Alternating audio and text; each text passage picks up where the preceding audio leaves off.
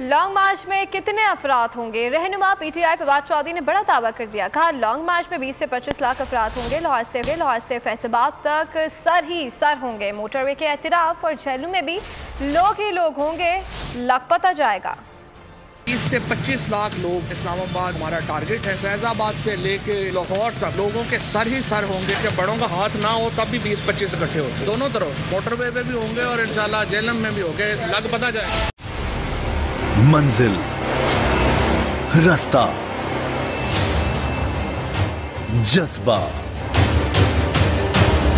भयानक सच्चाई से हटाए पर्दे और तोड़ डाली झूठ की बेड़ियां। सलाखों से डरना कैसा जब चट्टानों ने पाला हो।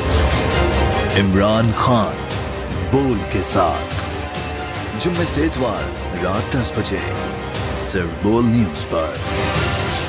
सबसे ज्यादा व्यूज, सबसे ज्यादा रील्स और सबसे ज्यादा रेटिंग के साथ बोल अब भी नंबर 1 पोजीशन पर बरकरार। अगर आपको हमारी ये वीडियो पसंद आई है तो लाइक पर क्लिक कीजिए, सब्सक्राइब करें और बेल दबाएं ताकि कोई खबर रह न जाए।